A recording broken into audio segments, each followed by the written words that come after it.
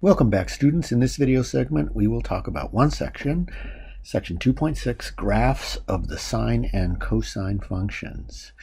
We're going to be taking a big turn from our usual lectures. In the lectures so far, we've concentrated on two big things, the 6 trig functions, their definitions involving triangles and reference angles and so forth, and identities, algebraic structures that relate the identities to each other. In this video segment, we move away from that a little bit and look at an aspect of mathematics that's going to follow you as STEM majors through your education and into your careers. Graphing is an extremely important part of the sciences. So what I'd like to do in this section is give you an introduction to two of the most important graphs in the sciences, and that's a big statement to make. The graphs of the sine and cosine function.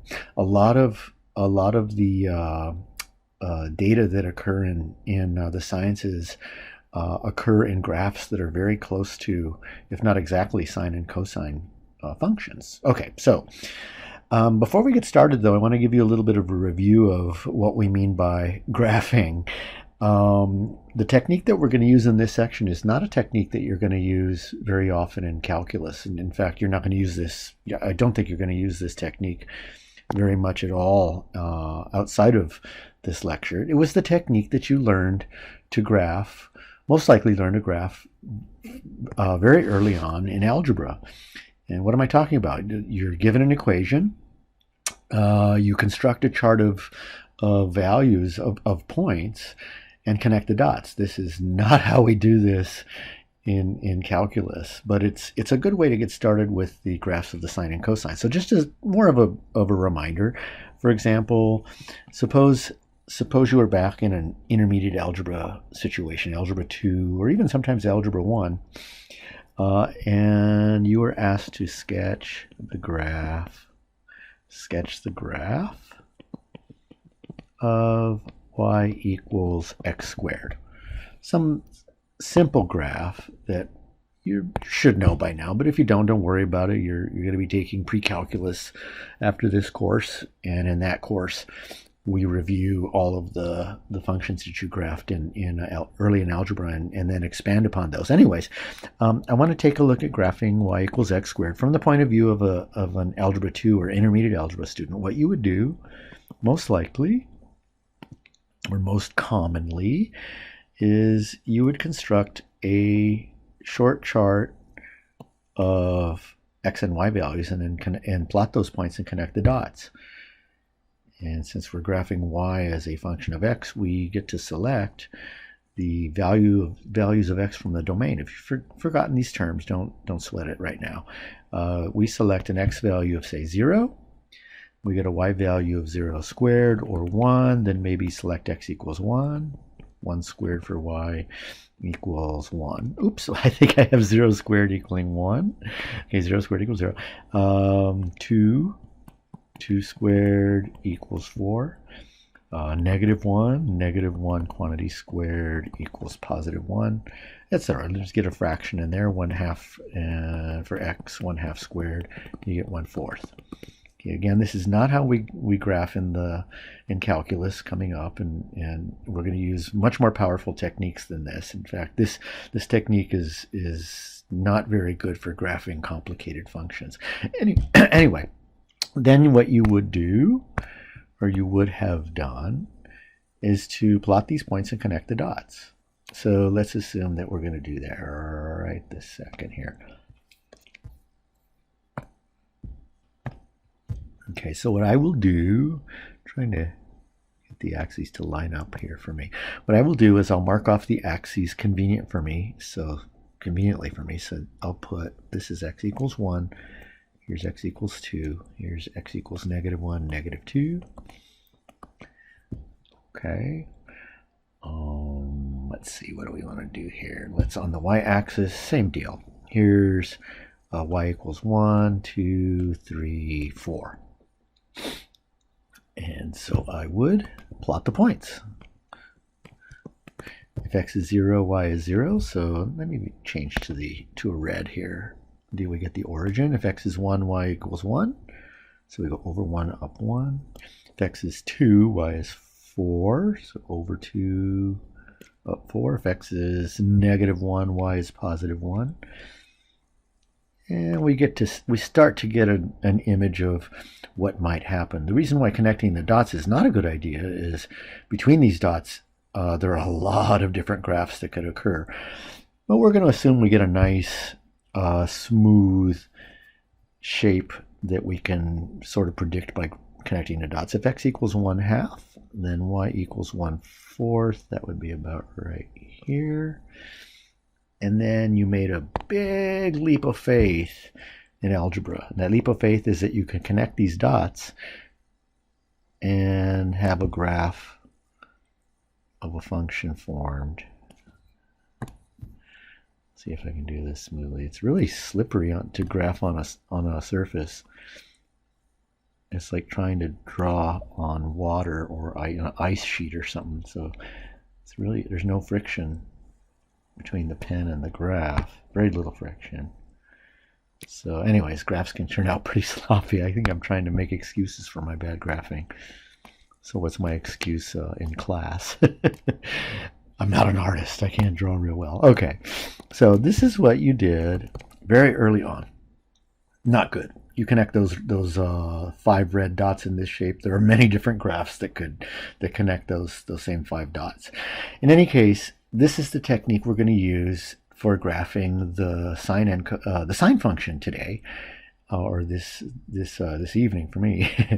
And I'm going to do it this way because it lets you see how the graph is formed rather than just popping up with an image and having you memorize it. So let's take a look at graphing, let's say y equals sine of x. Y equals sine of x. So to do that, we're going to start out with a very similar thing. We're going to construct a chart of values. The idea is to consider, so now consider y equals the sine of x. And we get to choose our x values, and out pops their y values. So let's construct a chart. See if I can draw a little better here. Using the help of my surface, I'm starting to learn how to actually use it here. Use the features. Okay. So you might think, well, it's okay. Let's choose 0, x equals 0, 1, 2, negative 1 with 1/4. Those are not convenient values to choose for the sine function. Remember, you get to choose the values.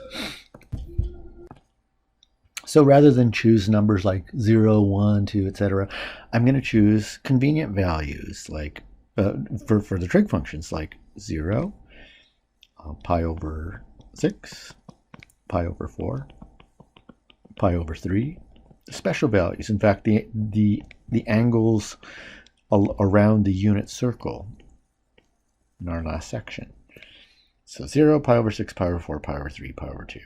0, pi over 6, pi over 4, pi over 3, pi over 2. 0, 30, 45, 60, 90. Now, a special note, we never graph, never graph where our x value is in degrees. We want our x values and our y values to be pure dimensionless numbers. Okay, so remember, radians have no units, so we do not graph in degrees for our x values in degrees. Okay, so the y values are the sine of 0, right off the chart of special values or the unit circle. Sine of 0 is 0. The sine of pi over 6 is 1/2. Sine of pi over 4 is radical 2 over 2. Sine of pi over 3 is radical 3 over 2. And sine of pi over 2 is 1. Okay, well, we're going to be stuck with graphing these things. So I'm going to round them off, write them as decimals, rounded off to 1 decimal place. Well, 0 is exactly 0. 1/2 is exactly 0.5. But radical 2 over 2 is only approximately 0.7. Radical 3 over 2 is approximately 0.9. And of course, 1 is exactly equal to 1. So those are a little easier to graph on the in the xy plane. So let's draw these, put these points in the xy plane and connect the dots. So what I did is I drew a set of axes, and off camera I put in some values for x and some values for y. The y values in my chart, they range from 0 to 1.0. So what I did is along the y-axis, I marked off the axes in tenths, or the axis in tenths. So here's 0.1, 0.2, 0.3, 0.4, etc., 0.5, 0.6, 0.7, 0.8, 0.9. Along the x-axis, you notice that our chart goes from 0 to pi over 2, and I anticipate we're going to need more, only because I've been graphing this over and over again for 30 years. So I went all the way to 2 pi. I graphed all the way to 2 pi. The short reason for that is in 2.5, the last section, we discovered that the trig functions are periodic. That means periodically they repeat their values. So if I graph the sine function between 0 and 2 pi, then I know that the rest of the graph from x greater than 2 pi or for x less than 0 is just going to be a repetition of that graph. More of that to follow. So I graphed along the x-axis from 0 to 2 pi. I cut that in half to 1 pi. I marked off that point. Oops. I marked off that point, 1 pi. Then I cut that in half and marked that point, pi over 2. Then I marked off in between 0 and pi over 2 the angles 0, pi over 6, pi over 4, and pi over 3. Alrighty? So let's see if I can clean up that pi over 3 a little bit. Yeah, there we are. Okay, so let's graph these points. Okay, so we have a nice set of values. If x is 0, y is 0.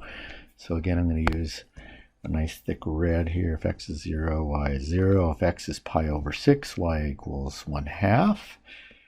Pi over 6 for x, the y value is 1/2. Pi over 4, the y value is 0.7. Pi over 4, and the y value is approximately 0.7. Pi over 3, and the y value is approximately 0.9. And pi over 2, the y value is about 1. There we are. So let's make that big assumption that we made in algebra, that we can connect the dots. I want to pick a color that's different from the red. Taking a chance. I've never used purple before, so I'm going to use it now. So let's assume we can connect these points. So if we connect the dots, of course I missed a few points. I'll make the points thicker. If we connect the dots, we're getting this sort of thing that looks like an upside down parabola. It's not parabolic. It's not a parabola at all. Not at all, not at all, not at all. But this is only the beginning of the graph. We need much more. So we're going to graph much more. So we need more x's and y's. We need to extend our chart into more values. So I'm going to pick more x and y values. Notice that the values I chose for x, that 0, pi over 6, pi over 4, pi over 3, and pi over 2, those were all angles that were in quadrant 1. So now I'm going to keep going around the unit circle and choose angles that are in quadrant 2. Okay, so if you want to refer to your unit circle chart, that was fine. You can stop the video and take a look. Otherwise, you can just continue to watch. The next number or angle on our list after pi over 2 would be 2 pi over 3, then 3 pi over 4. These are the same angles we've been dealing with all semester long. 3 pi over 4 in the same order too. 5 pi over 6 and pi. Now these angles are, again, they're in quadrant 2. In quadrant 2, the sine is positive. How do I know that? In quadrant 2, the sine is positive. All students take calculus device from section 2.4. So the sine of 2 pi over 3 is the same thing as the sine of 1 pi over 3, about 0.9. Sine of 3 pi over 4 is the same thing as sine of 1 pi over 4, 0.7.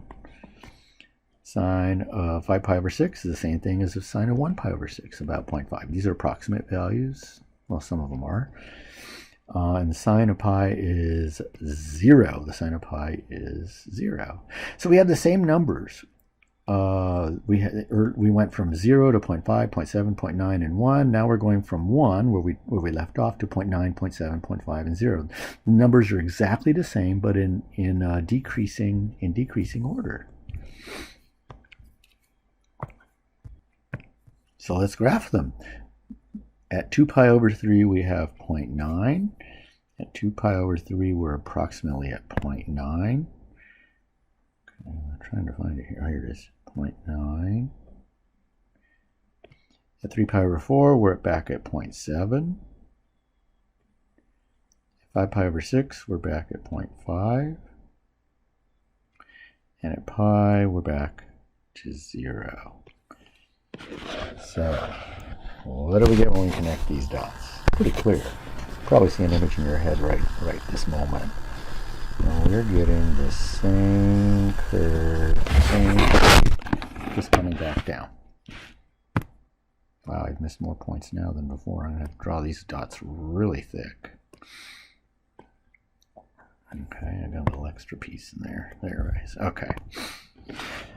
This is not a parabolic shape. This is not a parabolic shape. There are many curves that bend downward. This curve does not satisfy the properties, physical properties or geometric properties of a parabola. Now, we're going to go into angles in quadrant 3. Angles, we're going to continue our chart. Keep in mind, we're never, in this course, we're never going to graph like this again. We have a much more efficient way of graphing coming up very, very soon in this section, also in section 2.8. Okay, so here are more angles. We're going around the unit circle. So we stopped at pi. The next is 7 pi over 6. I'm going around the unit circle. 7 pi over 6, then 5 pi over 4, and 4 pi over 3, and 3 pi over 2. In quadrant 3, the sign is negative. Why? Because the tangent is positive, so that tangent and cotangent are positive, so sine is negative. What that means for us is the sine of 7 pi over 6 is the same thing as the opposite of the sine of 1 pi over 6, negative 0.5. The sine of 5 pi over 4 is the opposite of the sine of 1 pi over 4. The sine of 4 pi over 3 is the opposite of the sine of 1 pi over 3, so negative 0.7. And the sine of 3 pi over 2 is negative 1. Okay, so we go from negative 0.5 to negative, same numbers, sort of, except now they're opposites. We go from to negative 0.5, negative 0.7, negative 0.5, and negative 1. So if you notice, I marked off points between pi and 3 pi over 2 along the x-axis. And I'm going to graph those points. So we go from negative 0.5 to negative 0.7 to negative 0.9 to negative 1. Negative 0.5, 0.7, 0.9, negative 1. So at 7 pi over 6, we are at negative 0.5. See if I can eyeball that here. Oops, here we go. Then negative 0.7. 6.7. I'm trying to be real careful here. Negative 0.9. Negative 0.9 is over here on the y-axis. Negative 0.9. And then at 3 pi over 2, we're at negative 1.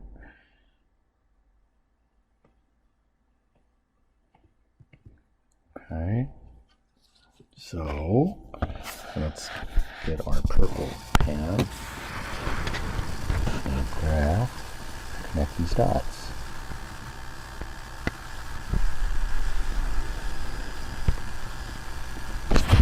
I'm missing more and more and more. I'm going to have to draw that one really fat here. Really fat point. Okay. Okay. This behavior continues for angles in quadrant 4. Why? Because around the unit circle, the y values on the unit circle take on values of radical 2 over 2, radical 3 over 2, and 1/2. They're the same numbers that occur in all the other quadrants, some positive, some negative. Okay, so what I'm going to do is I'm going to quickly but carefully just draw the rest. Okay, so what you're seeing here is very important. What you're seeing here is not the entire sine function. It's impossible to graph the whole sine function because the angles, which are now played by the role of variable x. Variable x is playing the role of the angles. The angles can range between negative infinity and positive infinity. They can be anything. But this is what you remember. This is what you memorize. This is one period of y equals sine of x. You absolutely memorize its shape. You don't have to memorize all the red dots and stuff. You memorize its basic shape. You're gonna see very soon that if you memorize this basic shape, you can get the shape of, or you can graph other trig functions very, very, very, very quickly. We're going to see that very soon. So you memorize this. Absolutely memorize this. Okay. Okay. So, what would more of the graph of the sine function look like if we were to graph it? It would look just like this graph repeated over and over and over and over and over and over and over and over again. Okay. If we were graphing, let me see if I can do this better. If we were graphing more of this sine function, it would just take on, it would just be as if we cut and pasted this first period over and over and over and over again. It would go up, and then down, then up. There's the first period. I've drawn it real small so that I can tack on more periods. And if I were asked to graph more, it would go up, then down, then up. And it would do this forever and ever and ever, but in both directions.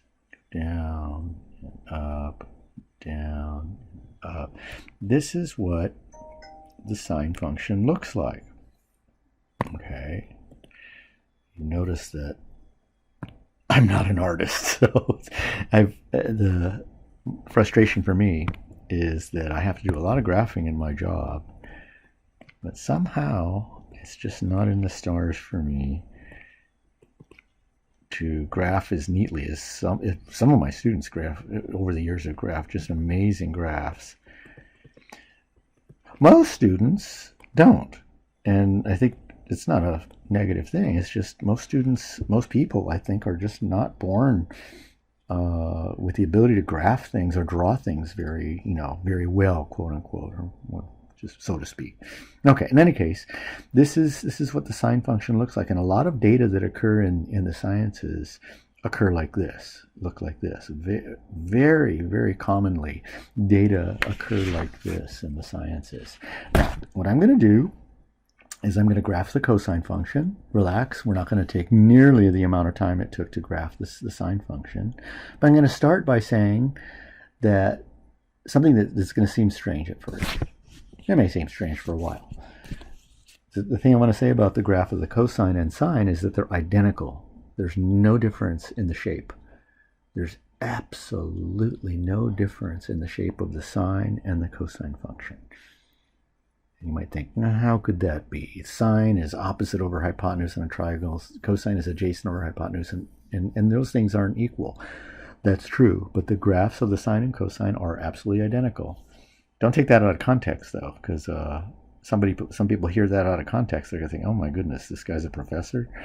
So let's graph the cosine function. I'm going to graph it for you fairly quickly, and then we'll get back to what do I mean by they're identical. Okay, so what I did is I drew a set of axes. You see a big green box there. It's not part of the graph. It's just to keep my graph contained so my graph doesn't go wildly up and wildly down below where it should be going. So I'm going to graph for you one period of y equals cosine x. Okay, so let's sketch the graph of one period of y equals cosine x, keeping in mind what I said, that the shape is identical to the sine function. Now remember the sine, it went up to 1 and down to -1. The cosine does exactly the same thing. Cosine goes up to 1, down to -1. So here's -1. And along the x-axis, here's 2 pi, here's half of that, here's 1 pi, here's half of that, here's 1 pi over 2, here's 3 pi over 2, and here's the cosine function. I'm going to graph it in, what color? I'll graph it in blue. Once I find blue. Let's see. There's blue. So, here's the cosine function. Starts at 1. And dip it down toward hits the x-axis at pi over 2. It's -1 at pi. Then comes back up and hits the x-axis at 3 pi over 2. And at 2 pi, it hits a maximum value of 1. So if we were to go through that analysis, the same analysis I went through for the sine, we would get this graph. And now you might be thinking, you know what, that you said that they were identical. They are not identical. Well, let me do this. Let me put my writing here that says one period of cosine. Let me write it in blue. Okay, and then in red, I will graph one period of the sine function and show you that they're exactly the same shape. Okay, so in red, you're also going to see one period of y equals sine of x. Okay, so before we do that, what do you do with the shape of this function? You memorize it. You memorize that this is one period of the graph of the cosine function. If you want more of the graph, and you draw more copies of it to the right and or to the left, depending on how much graph you want. Okay, so I'm going to graph the sine function. The sine function started at 0 and then increased up to 1. Pi over 2. This is the same graph I graphed for you a few minutes ago. Then it went from 1 and down to 0. Then from 0 to -1 at 3 pi over 2. And then from 3 pi over 2 to 2 pi, it increased back up to 0. Still don't see the exact same shape? Well, it is exactly the same shape. Imagine taking the blue curve, and shifting it, without moving the red curve, shifting the blue curve to the right by pi over 2 units, and they would exactly line up. Okay? So if I take off the restriction of one period, you might even be able to see that a little better. So if I take off the restriction of one period of each of these, and just say graph the sine and the cosine, then these graphs would continue on. See, I have a red pen now, so I might as well continue with the sine. The sine function would continue on its way. It would go up, then down to -1, and back up to 0. If I were to continue with the blue curve, it would come down. It would continue on down. Then it would come back up to 0, hit the x-axis. Then it would finally continue on its way to +1. Do you see the same shapes now? You should be able to see that now. I think you can see that if you shift one over by pi over 2, you get the other one. If you shift the blue one by pi over 2, you get the red one. If you shift the red one back by pi over 2, you get the blue one. So the sine and the cosine graphs, they are identical in shape. The shapes,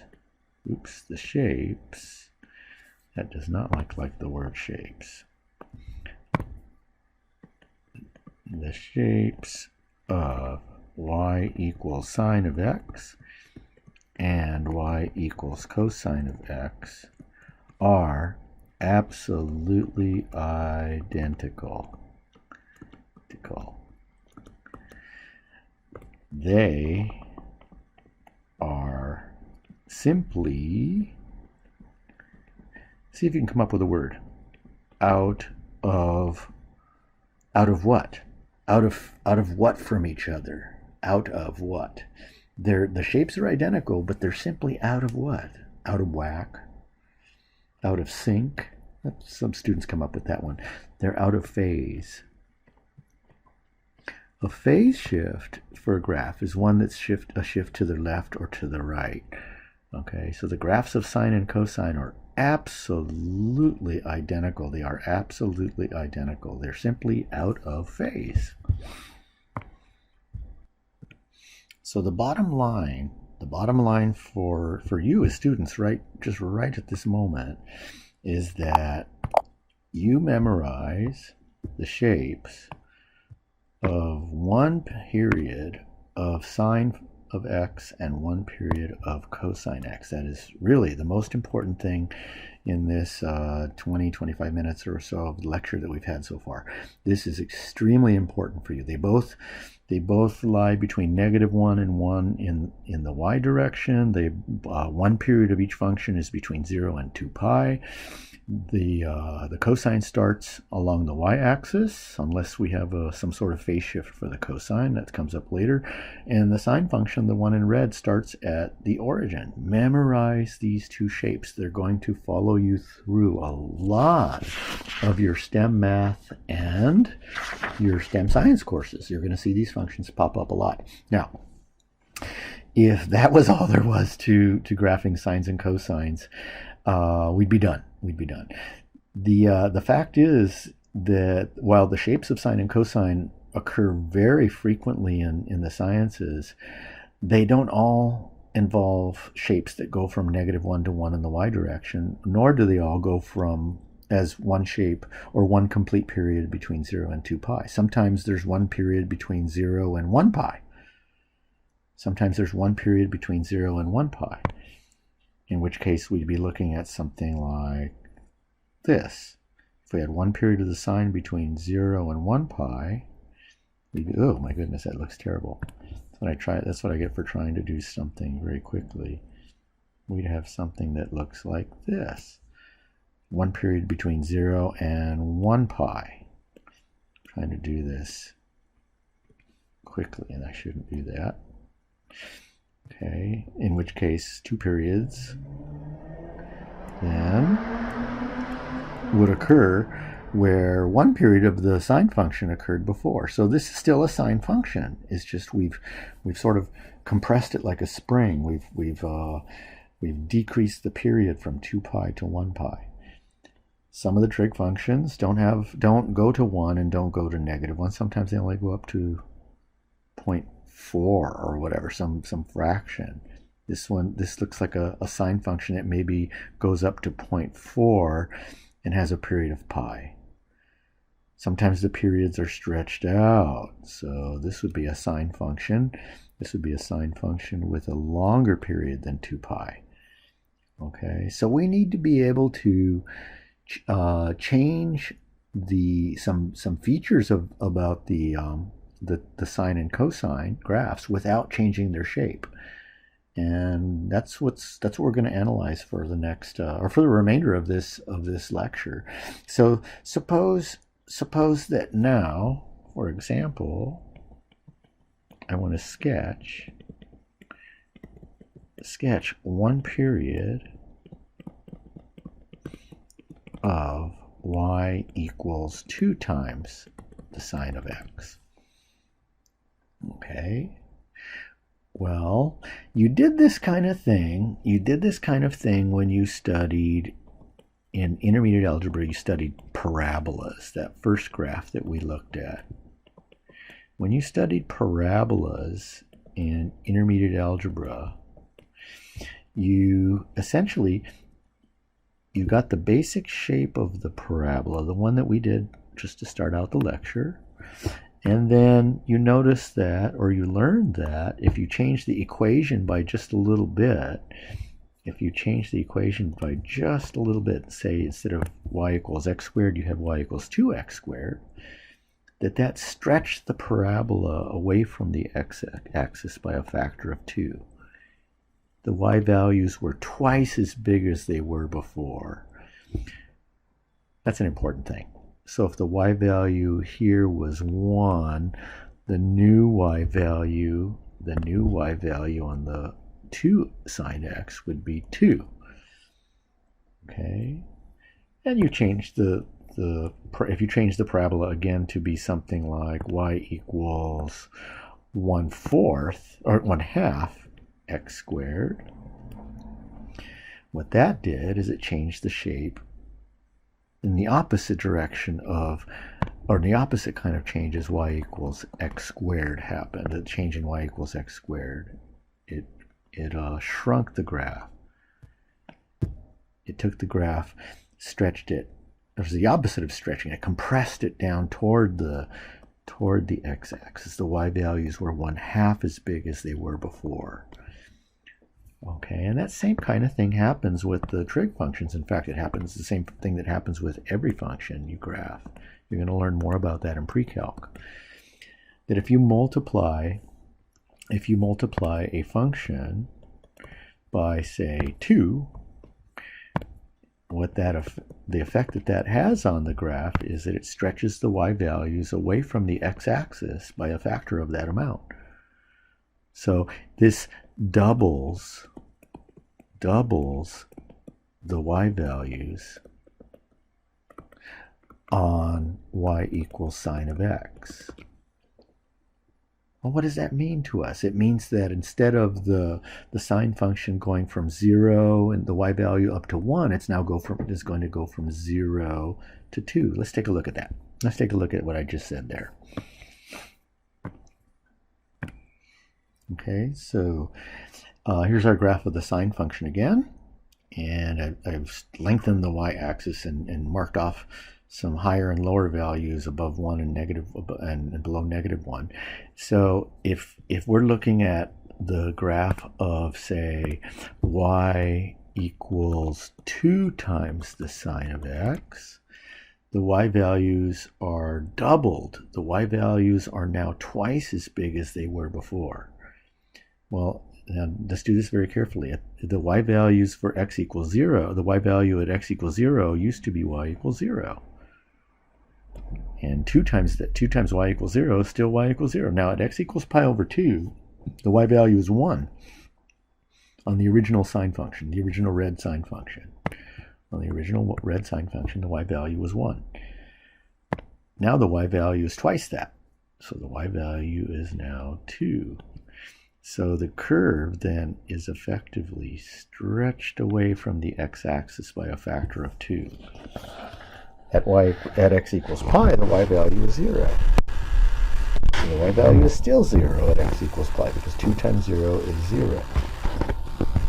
The y value at 3 pi over 2 used to be -1. Now it's 2 times that. It's -2. The y value at 0, I'm sorry, at 2 pi is 0 again because 2 times 0 is 0.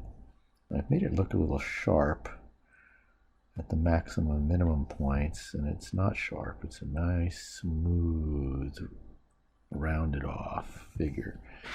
So the purple graph is a graph of y equals 2 sine x. Suppose I want to look at another graph, let's say a blue one. Let's suppose I want to look at y equals 1/2 sine x. Now the y values are half as big as they were before. So the y value at x equals 0 is going to be the same because 1/2 times 0 is 0, but at y equals 1/2, the y value on the red unaffected sine graph is 1. Half of 1 is 1/2, so the y value only goes up to 1/2. The y values are shrunk by a factor of 1/2. At pi, the y value is 0. Oops, let me see if I can do better now. At pi, the y value is 0. At 3 pi over 2, the y value is no longer negative 1. Oops, keep going in the wrong direction. The y value is 1/2. And then the y value at 2 pi is 0 again. So multiplying the sine function by a constant, a positive constant at least so far, has the effect of stretching or shrinking the y value by that amount.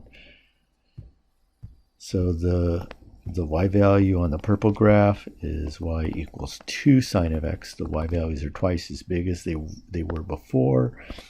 Before meaning the y values on the original sine function, they went up to 1, down to negative 1. And on the blue graph, the y values are shrunk by a factor of 1/2.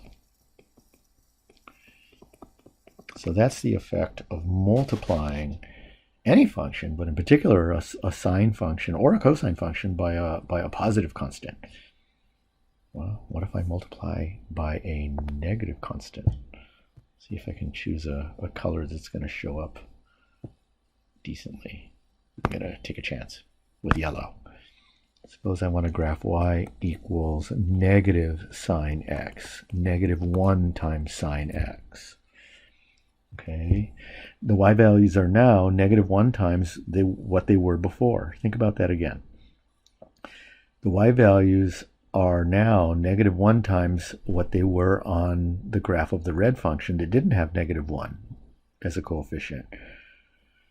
Okay, so instead of, now look at the red graph, instead of going up to 1 from 0, it's going to go down to negative 1. The y value is not going to be 1 at pi over 2, it's going to be negative 1. At 0, the y value is negative 1 times 0 is still 0, so what's happening? By multiplying by negative 1, or any negative constant, the graph is reflected across the x-axis. Informally, it's flipped upside down, if you will. That's a very common thing I hear from students. So the yellow graph is the graph of the same shape as the graph of the original red sine function, except it's flipped upside down or reflected across the x-axis. Okay, so y equals negative sine. Let me see if I can do better. Y equals negative sine x. Okay. So what's going to happen? What's going to happen if I combine these ideas? What if I multiply by negative 1/4? So I have y equals negative 1/4 sine x. Let's see, let's be a little original with our color here. We'll go green. So the y values on the sine function, they go up to 1 and down to negative 1. So now they're only going to go as high as 1/4 and as low as negative 1/4, but the graph's going to be flipped upside down. So we have a flip upside down, but the y values only go 1/4 as big as they did on the red graph. So I think you're getting the idea that if you multiply a trig function, which really is any function, but if you multiply a trig function by a fraction or any constant, positive or negative, fraction or otherwise, you either stretch or you shrink the graph of the function. either toward or away from the x-axis by a factor of whatever you're multiplying by. And if that constant's negative, you flip the graph upside down. You reflect it across the x-axis. Okay, that allows us to graph a lot of sine functions that don't go up to 1 and down to -1. Now, let's address that constant. Specifically, let's name it. We have, just concentrate on two of them. The one that used to be green, the -1/4 sine, and the 2 sine. Okay, both very, very different in a sense that how their extent in the y direction. One was compressed by a factor of 1/4 and flipped upside down. The other one was stretched away from the x-axis by a factor of 2. Those numbers give us something, and there's a common mistake made with them, so be very careful. On the second graph, the 2 sine x, we say that the amplitude is 2. Okay, if it were just y equals sine of x, the amplitude is 1.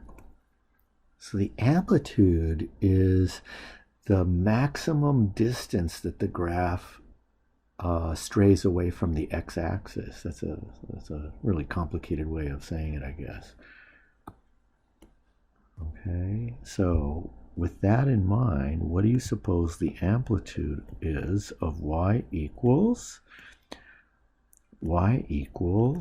amplitude, trying to spell and talk, it's amplitude. Y equals -1/4 sine x.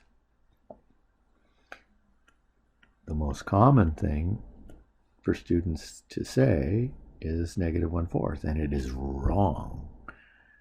And we use a pun too. It's absolutely wrong. The pun is in the word absolutely, because the amplitude is 1/4.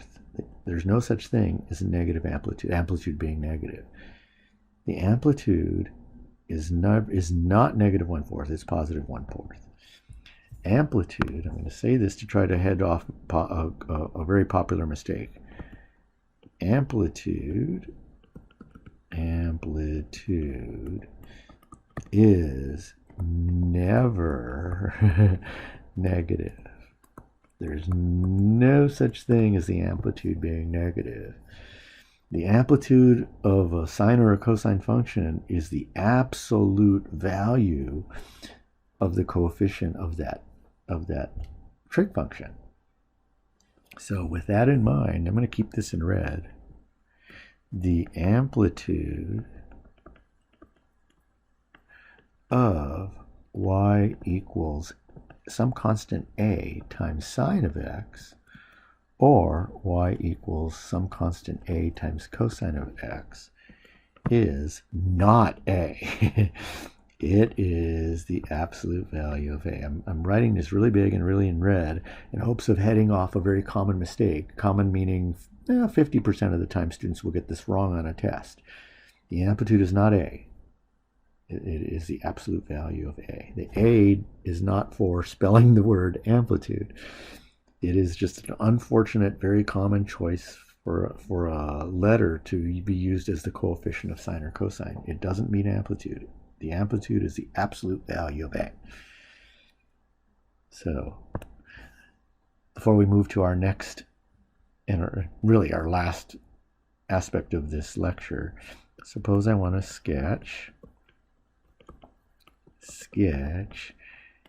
exactly 2 periods of y equals -3/2 cosine x. Okay. Now I'm going to do this, but I want to mention something that's not in your textbook that has to do with our exams and on homework. Okay. So this is something you want to concentrate on very carefully, especially if you tend to be taking the video lectures lightly. Don't do that. You found out in the last test that your video lectures are very, very closely tied to what I'm going to write on your test questions and stuff. So here's something you want to tune into if you've gotten a little light on listening here. When your author graphs, when your author shows solutions to graphs posed in homework problems, he's not consistent with how much of a graph he shows. Specifically, when he asks you to graph a cosine function or a sine function, he might show this is the graph in the back of the book. This is I don't think this is very good because it doesn't indicate that the student knows what a period is. So I will be very careful on your exams in terms of my test questions, how I ask my directions for the test questions. I will ask you to sketch a very specific part of a part of a trig function. So if I say sketch exactly 2 periods of a trig function on an exam, and I think you should do this for your homework too, even though your author doesn't, you sketch only that. Don't sketch 1 period if I ask you for 2. Don't sketch 3 periods or 1.5 periods if I ask you to sketch 2 periods. Part of your grading is going to be based on whether you know what a period is of a trig function. So if you miss that, I'm going to repeat that toward the end of this. So if I want exactly 2 periods of y equals -3/2 cosine x, the way to do that is this. The amplitude is the absolute value of -3/2, which is 3/2 or 1.5. And what that tells us is that the graph of this 2 periods of the trig function is going to lie between +3/2 and -3/2. So if this is +3/2, here's -3/2.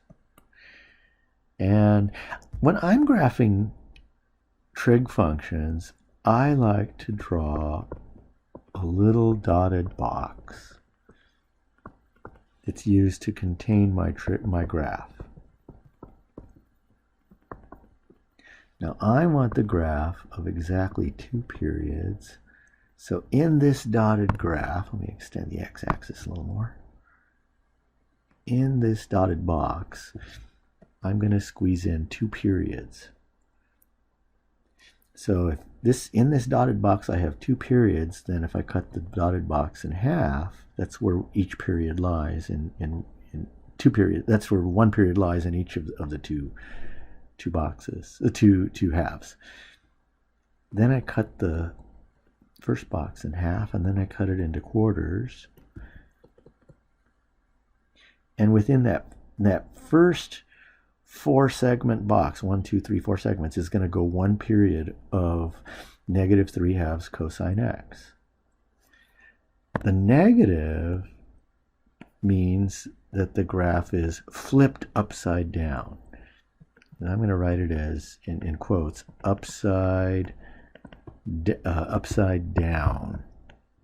So this is an upside down cosine graph. So what you do is you don't graph a bunch of points and connect dots and stuff like that. You memorize the basic shape of the cosine function and sine function, of course, but we're dealing with the cosine here. You memorize the basic shape of the cosine function, 1 period of the cosine function. Here it is. It's assuming it has a period of 2 pi. It has an amplitude of 1, so the graph is going to be between -1 and 1. And then you make adjustments depending on the new constants in the function. The new constant in this case is -3/2, so we're looking at an upside down cosine function with an amplitude of 3/2. So that blue graph is going to be graphed upside down in that first 4-compartment box that I have graphed there.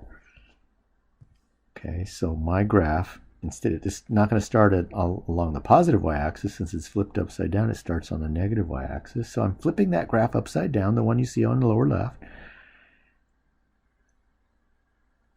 And I'm graphing one period. And then, of course, I'll graph the second period. So I flip the graph upside down. Here's one period. You see it flipped upside down? Then I do the same thing in the second half of this big box. Okay. Now, before I do that, I want to mark off some points along the x-axis. These points along the x-axis are things you need to show on your exam also. For each period, I want 5 points along the x-axis identified. 5 points. In this case, 0, pi over 2, pi, 3 pi over 2, and 2 pi. And I want 5 points identified on the second period if I ask you to graph 2 periods.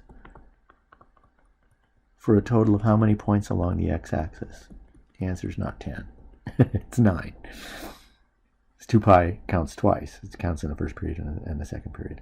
So and here's how you can finish counting this out. The first non-zero point in the first period was pi over 2. The second one is pi. You can count off pi over 2's. 1 pi over 2, 2 pi over 2 is pi, 3 pi over 2, 4 pi over 2 is 2 pi, 5 pi over 2, 6 pi over 2 is 3, 7 pi over 2, and 8 pi over 2 is 2 pi. So I took that first non-zero x value of pi over 2, and I just added that number to itself and got the next point. 1 pi over 2 plus 1 pi over 2 is 2 pi over 2. That's pi. Plus 1 pi over 2 is 3 pi over 2. Plus 1 pi is 4 pi over 2. Then 5, 6, 7, and 8, and 9, and 8 pi over 2. So then we connect or rather we draw our last period. Upside down cosine. Oops. Upside down cosine. Oh boy.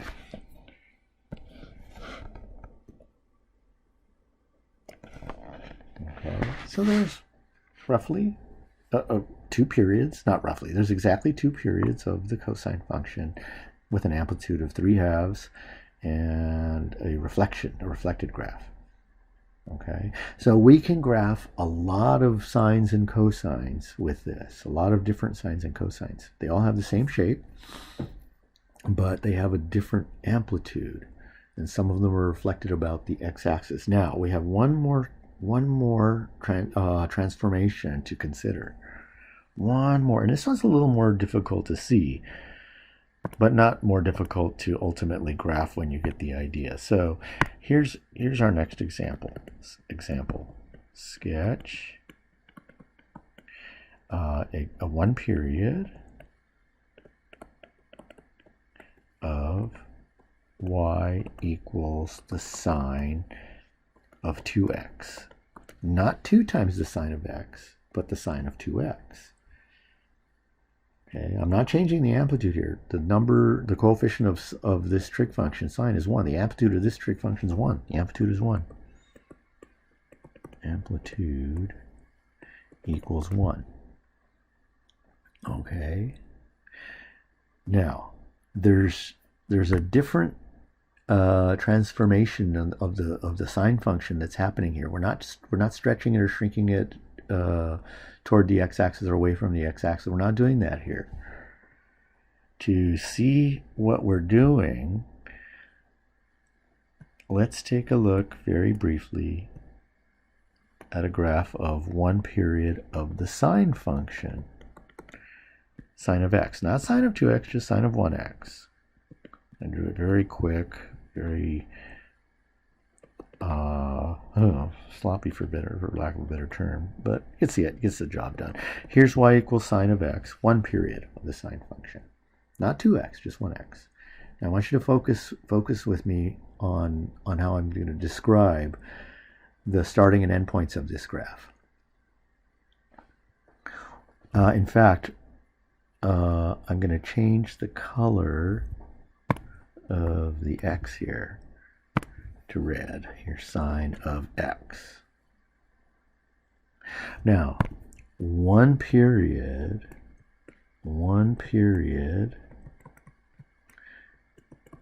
starts when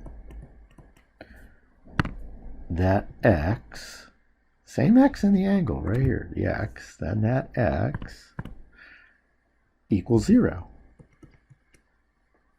Okay? And it starts right here. In other words, marking off a big fat red dot when x equals 0. One period, same period, ends when the x equals 2 pi. 2 pi. Okay, I'm going to apply the same logic to my new graph. My new graph is, or my new function is y equals sine of 2x. One period starts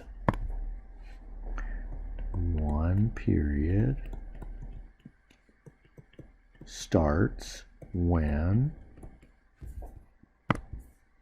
well, I'm not taking the sine of x anymore. I'm taking the sine of 2x, when 2x equals 0. One period ends when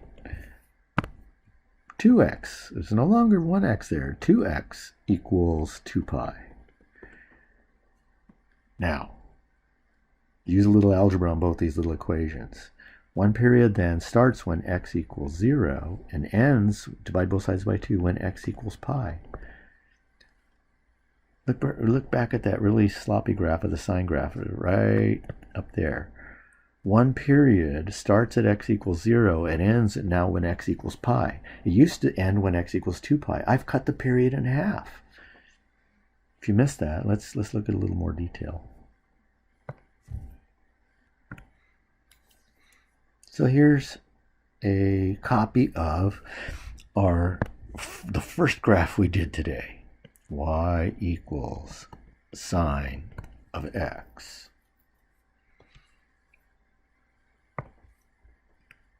In fact, I stretched the graph out a little bit so we can draw onto it what we need to do here. The new graph, our graph, y equals the sine of 2x. I need a new color for that. Oh, I'm going to go back to purple. It's kind of similar to red, but whatever. Now, y equals sine of 2x. 2x starts when x equals 0. One period starts when x equals 0, and one period ends when x equals pi. Okay, so if you're thinking in terms of that little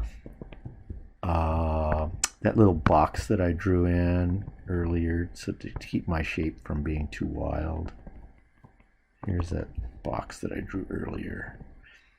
One period now is going to lie inside that little box.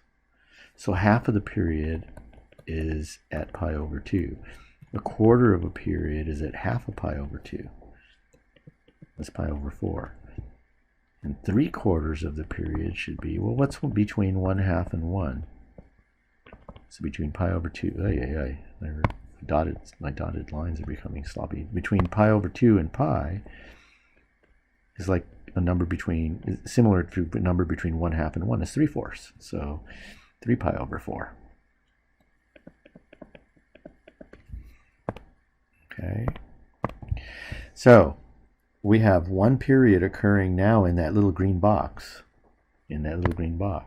Let's do it. The same shape of the sine is still a sine function. Still a plain old sine function.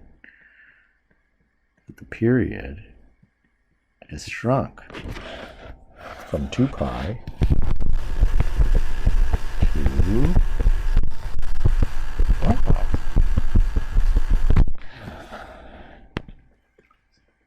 So by multiplying the angle by 2 and getting sine of 2x instead of sine of 1x, and sine of 2x instead of sine of 1x, I shrunk the period. So we have a different transformation happening. If you change the angle, not the coefficient, not the number in front of the multiplied by the sine or cosine, but if you change the angle to 2x or 1/2 x or 3x or negative x or whatever, you're going to be changing something different. You're going to be changing the period. So on y equals sine of 2x, the period was pi. 1 pi instead of 2 pi.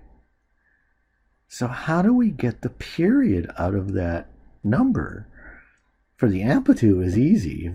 If we had y equals negative 3/2 sine of x, we just took the absolute value, or cosine, took the absolute value of negative 3/2. The amplitude was 3/2. But now we can't just take the absolute value of 2 in the 2x to get the period. It doesn't even have 2 in it. So let's see how we can figure out the period. Ultimately, we'll have a formula. So let's let y equal either sine of, and I'm going to be picking out a Greek letter here, and it's not W.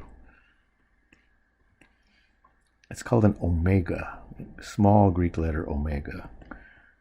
So let's let y equal sine of omega x or cosine of omega x. This is an omega. I don't like my omega. This is a small Greek letter omega. It's the O sound in Greek. It looks like our W, but it's not a W. Okay? Okay. And it's very common to use omega as the coefficient of x in an angle, so that's why I would imagine that's why our author of our textbook uses it. So one period starts when omega x equals 0. Well, that's real easy to figure out. Then divide both sides by omega, you get 0. Now here's how to figure out the period. One period ends when ends when omega x equals 2 pi. One period always starts when whatever you're taking the sine of is 0, and one period ends whenever you're taking the sine or cosine of whatever your cosine of or sine of is 2 pi. Solve for x. Divide both sides by by omega. That's the period. One period starts at 0 and ends at 2 pi over omega. Whether it's going to be a sine or a cosine, or a cosine. Let's see. Or a cosine. One period ends at 2 pi. So the period, 2 pi over omega. So the period is 2 pi over omega. So if y equals sine of omega x or y equals cosine of omega x, then the period equals 2 pi over omega. You want to memorize that. Provided omega is positive. It only works for omega positive. Okay. Okay, so let's head toward the end of our session here. Let's sketch the graph of two trig functions, and we can call it quits. Sketch exactly one period of each. And let's say part A. Y equals -2 cosine of 3x. Big stretch. No pun intended. There's a big stretch from y equals cosine of x to this new function. Well, we're going to use the combination of things that we've looked at today. if y equals a cosine omega x or y equals a sine of omega x, then we have two things to help us draw these functions. The amplitude is a. What did I do? What mistake did I make? The amplitude is a. What's my mistake? It's the amplitude of a. A could be negative, but amplitude cannot. Okay, the period is 2 pi over omega, provided omega is positive. So provided omega is greater than 0. So let's check that out. Check out our function. The amplitude of our function is the absolute value of -2, which is +2. And the period is 2 pi over omega. The omega in our case is 3. So let's get our axes ready for the graph. Let's get the axes ready for the graph. Let's not graph the thing yet, but let's get the axes ready, okay? So here's the y-axis. I'll start using straighter lines here. Here's the x-axis. I want exactly one period. The amplitude is 2. So let's draw in green 1, 2. I'm trying to construct that little box. -1, -2. So one period goes in this green box. 1, 2, -1, -2. The period is 2 pi over 3. Okay, so at the upper right, the right edge of this box is going to be x equals 2 pi over 3. The starting is at 0. I need 5 points along the x-axis for each period. So I'm going to divide this box into 4 equal compartments. The middle x value is half of 2 pi over 3. Half of 2 pi over 3 is 1 pi over 3. The first dotted vertical line is at half of 1 pi over 3. What's 1/2 of 1 pi over 3? 1/2 of 1/3 is 1/6, or in this case, pi over 6. The 3/4 mark. That's the tough one. I need the 3/4 mark of this period. Not difficult. That first non-zero mark of 1 pi over 6, just count out multiples of 1 pi over 6. You have 1 pi over 6, then 2 pi over 6, which is pi over 3, then 3 pi over 6, 3 pi over 6, which reduces to pi over 2, then 4 pi over 6, which reduces to 2 pi over 3. So everything's cool. Now, let's finish off this graph. It goes very quickly now. There are only 4 possible shapes. 2 really, but really only 4 possible shapes. There's a right side up sine. There's an upside down sine, negative sine, sine. There's a right side up cosine. And there's an upside down cosine. There are only 4 possible shapes. Really 2 basic ones, and then the reflections of those 2. These are the only shapes possible. Let's see. Okay, that'll work. Okay. So, which one is ours? Ours is a negative cosine. So ours has to be a flipped upside down cosine. So see that flipped upside down cosine? I'm going to fit it in that green dotted box. 1/4 of a graph at a time. Here's the first quarter of the graph. Second quarter of the graph. There's half the graph. Then the 3/4 of the graph. And there's the full period. This is what you show on your homework and on your exam. You show 5 points along the x-axis, 5 points along the x-axis, 1, 2, 3, 5 points along the x-axis, and show the negative of the amplitude and the positive of the amplitude. Show the -2 and +2 in this case. Okay.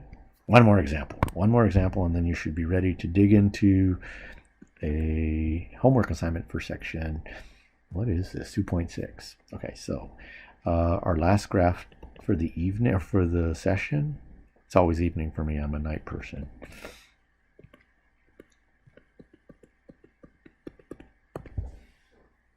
Okay, well, we have, did you notice the one little difference in our graph, or our function now?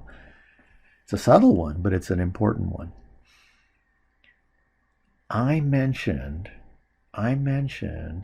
the summary in purple that said if y equals a cosine omega x or a sine omega x, then the amplitude is the absolute value of a, and the period is 2 pi over omega, provided omega is positive. I'm putting that in, I'm just copying that down again on purpose. Guess everything I do here is on purpose. Okay, now what's different? Well, here's your hint. Provided omega is greater than 0, provided omega is positive. Omega here is not positive. Omega here is negative, so this doesn't apply. Okay. This is another place where you want to tune in. This is a pretty powerful source of mistakes for students, to say the period is 2 pi over negative pi over 2, over this negative value. Amplitude and period are never negative. I think I should write that down. Amplitude and period. Amplitude and period are never negative. The mistake is made so often that I'm doing this, okay? So, back to our problem. Y equals 2 sine negative pi over 2x. The first thing to do is to get that negative out of there. Get rid of it somehow. Well, legitimately, you can't just erase it.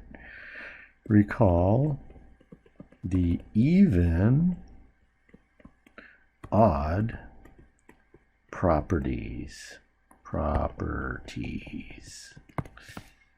Remember, from 2.5, the trig functions are either even or odd. The only even ones are cosine and secant. The rest of them, which includes sine, of course, is odd.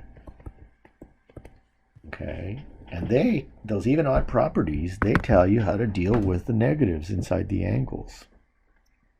Okay, so the sine of negative theta equals negative sine of theta. So our function is negative 2 times the sine of pi over 2x. The even odd property allows me to take that negative right there out front. Okay, I used this property. Had it been cosine, I could just erase the negative. So if it were cosine, if it was 2 sine, or rather 2 cosine of negative pi over 2x, don't just bring the negative out, just eliminate it. Okay, now we can start. The amplitude is the absolute value of negative 2, which is positive 2. The period, now that omega is the positive pi over 2, is 2 pi over 2. Or 2 pi over 1 times 2 over pi. I inverted and multiply. Or 4. Our period is 4. And that little negative right there said we're graphing an upside down sine. So right side up sine would do this. So we're graphing an upside down sine. Our graph will look exactly like that. with an amplitude of 2 and a period of 4. So let's finish this up. Let's draw our axes. Here's the y-axis. Here's the x-axis.